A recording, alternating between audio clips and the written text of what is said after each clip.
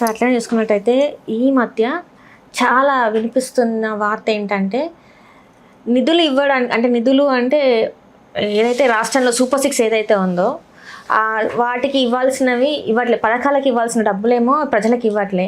కానీ సీనియర్ ఎన్టీఆర్ గారి విగ్రహానికి మాత్రం 1750 కోట్ల రూపాయలని వెచ్చించి నిర్మాణం చేస్తామని చెప్పేసి మంత్రి నారాయణ గారు చెప్పడం జరిగింది.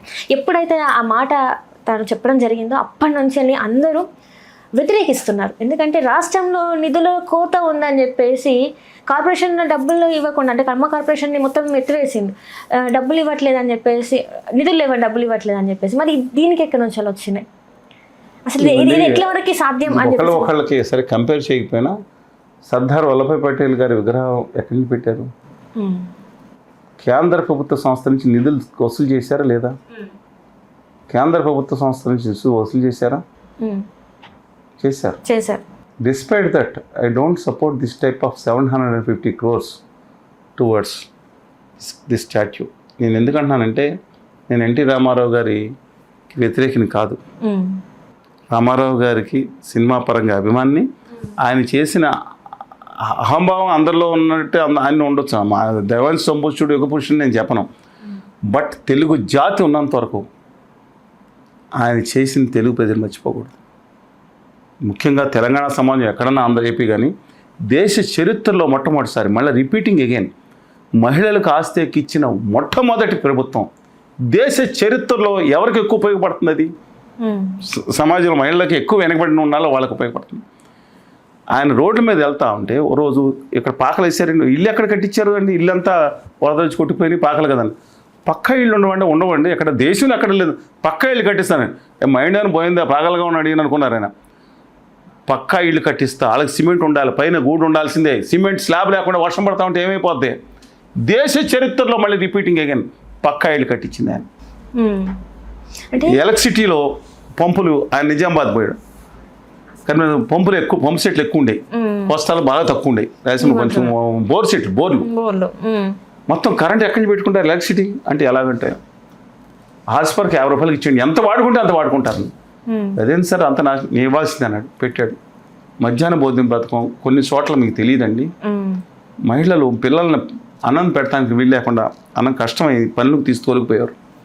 అట్లాంటిది మధ్యాహ్న భోజన పథకం అది తమిళనాడులో పెట్టాను, దాన్ని తీసుకొచ్చి దాన్ని మెరుగుపరిచి వెళ్తున్నప్పుడు చాలామందికి అండి పనిచేసే వాళ్ళ పైన అత్యాదన ఉండేది కాదు. పని చేసుకున్న మగాళ్ళందరికీ ఎంత వస్తువుల స్కీమ్. నేను ఒకటి అంటలేదండి, ఆఖరికి ఎక్కడి దాకా వెళ్ళి అంటే గడిల వ్యవస్థకి అవశేషాలుగా ఉన్న సమితిని రద్దు చేశాడు. వాళ్ళ మున్సబు దొరలు అనేది ఒక కులాన్ని ప్రతీక కాదు. అనేకదాని అన్ని కులాల్లో చాలామంది ఉంటారు.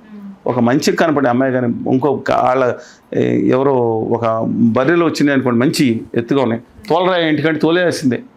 అలాంటి దుర్మార్గమైన వ్యవస్థలో ఉన్న దాంట్లో జోగిని వ్యవస్థ అప్పుడు కూడా అంతిమ స్థాయిలో ఆఖరి వరకు దాన్ని కంప్లీట్గా ఎత్తేసేంత వరకు గడిల వ్యవస్థ తీసి మండల వ్యవస్థ పెట్టి ప్రజల పాలన. ఈ చిన్న విషయాలు చేయలేదు ఆయన. చరిత్రలో అలాంటి వ్యక్తిని డెఫినెట్గా గుర్తుంచుకోవాలని. ఈ దేశ చరిత్రలో ఒక ప్రతిపక్ష పార్టీ పార్లమెంట్లో ప్రధాన పార్టీ పోషించిందంటూ దేశ చరిత్ర ఇండియా చరిత్ర అంతవరకు లిఖించబడింది. 84 నుంచి 89 దేశంలో ప్రధాన ప్రతిపక్ష పార్టీ తెలుగుదేశం, 84 to 89. అలాంటి వ్యక్తికి సముచిత గౌరవం ఇవ్వాలి. కానీ ఆంధ్రప్రదేశ్ రాష్ట్రం ఇబ్బందులు ఉన్నప్పుడు 1750 కోట్లు నేను ఎంక్వైరీ చేశాను, విగ్రహానికి కాదంటండి. ఆ నారాయణ గారిని ఏమన్నా ట్రైనింగ్ తీసుకోమనండి, ఆయన మాట్లాడుతుండే అది ఏం మాట్లాడతా తెలియదు. అది మొత్తం తెలుగు ప్రాంగణం అని తయారు చేస్తా, దాంట్లో ఒక విగ్రహం పెడతా అన్నారు. ఈ విగ్రహానికి ఖర్చు ఎంతో అడిగాను, మళ్ళీ వివరాలు ఇస్తారు. బట్ నా ఉద్దేశం ఏంటంటే ఒక కాంప్లెక్స్ కడతారు పర్వాలేదు, విగ్రహానికి ఏదైతే ఉందో అనేక మంది ఉన్నారు, వాళ్ళ డొనేషన్ అడగండి. నేను కూడా ఎన్టీ రామారావు గారి విగ్రహం ఒక చోట పెద్ద విగ్రహం పెడతానికి ముఖ్యమైన దాత నేను కూడా ఉన్నాను. ముందు అప్పుడు విగ్రహం అయితే ఎస్టాబ్లిష్ చేసి ఉంది, కావాలి మీకు ఫోటో పంపిస్తాను, నేను కావాలంటే దాన్ని డొనేషన్ ఇస్తాను.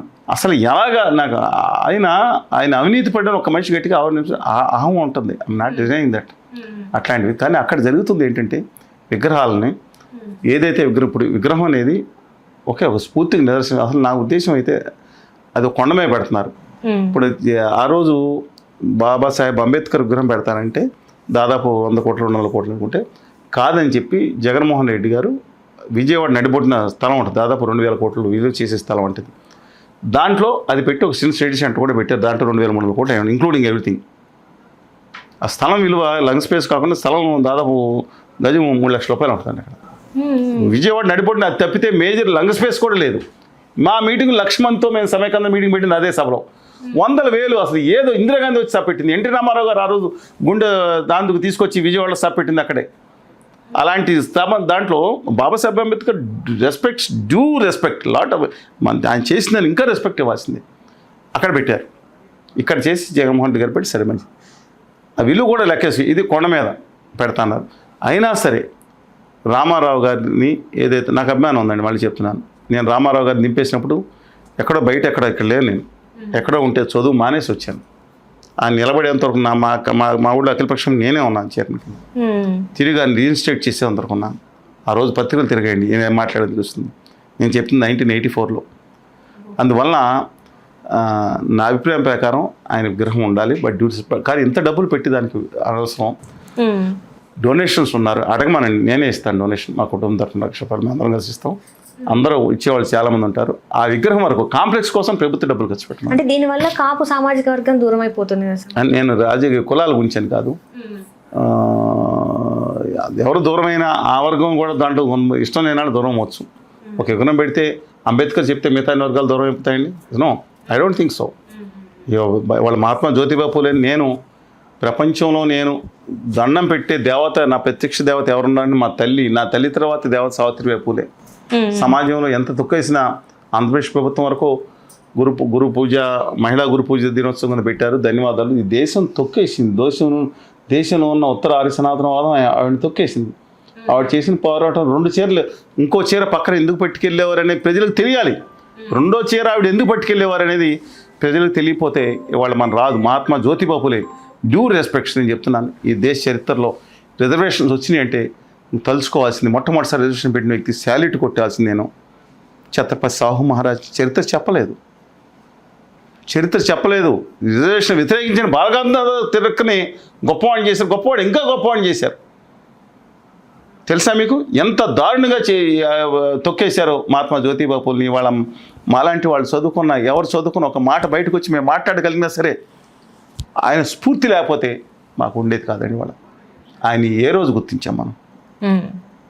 అందుకని అన్ఫార్చునేట్లీ ఇవాళ ఏదైతే ఉందో ఆంధ్రప్రదేశ్ రాష్ట్ర ప్రభుత్వం సాంస్కృతిక కాంప్లెక్స్ అన్నీ పెట్టవచ్చు, కానీ విగ్రహానికి మాత్రం డొనేషన్స్ ఇన్వైట్ చేయండి. ఇచ్చేవాళ్ళు చాలామంది ఉంటారు. ఆ విగ్రహానికి ప్రజలు ఎంత ఖర్చు అవుతుందో చెప్పండి. మిగతా కాంప్లెక్స్ కట్టుకుంటాం, సాంస్కృతిక కేంద్రం కావాల్సింది. హైదరాబాద్కి అనేక సాంస్కృతిక కేంద్రాలు ఉన్నాయి. పబ్లిక్ గార్డెన్స్లో సాంస్కృతిక కేంద్రం, రవీంద్రబాద్ సహా కళలు ఎక్కడైనా అద్భుతంగా వెలుస్తున్నాయి. త్యాగరాజ సభ అక్కడ తొమ్మిదిపల్లి కలెక్షన్, విజయవాడలో ఇప్పుడు కొత్త రాజధాని ఏమీ లేదు. కాంప్లెక్స్ పెడతాం అవసరం, పెట్టండి. ఎందుకంటే సాంస్కృతిక వైభవం లేకుండా భావదారిద్ర్యం అన్ని దారిద్ర్యాల కన్నా ఘోరం. వస్తు కనుక వాహన దారిద్ర్యములు మేలు, భావదారిద్ర్యం దరిద్రం. ఐడియాలజీ బ్యాంకర్స్తో తప్పు ఉండేవండి. కానీ ఈ విగ్రహానికి మాత్రం అంత ఖర్చు అనవసరం. ఒకవేళ ఖర్చు పెట్టాలనుకుంటే 300 ఎన్ని కోట్ల తెలియదండి. ఆ విగ్రహం ఇన్స్టాలేషన్ వరకు అది ఎక్కువ డొనేషన్స్ ఇన్వైట్ చేయమని చెప్పి ఇచ్చేవాళ్ళు చాలామంది ఉన్నారు. తందాన సంఘాలు చాలా ఉన్నాయి. వారందరూ ఉన్నారు. అందులో కొంతమంది మంచివాళ్ళు ఉన్నారు, కొంతమంది చెత్త బ్యాచ్ కూడా ఉంటారు, సన్నాసి బ్యాచ్ కూడా ఉంటారు, అవతరాలను అవమానించే బ్యాచ్ కూడా ఉంటారు, పనికిమాలిన బ్యాచ్ కూడా ఉంటారు. కానీ వీటికి ముందుకు వస్తారు.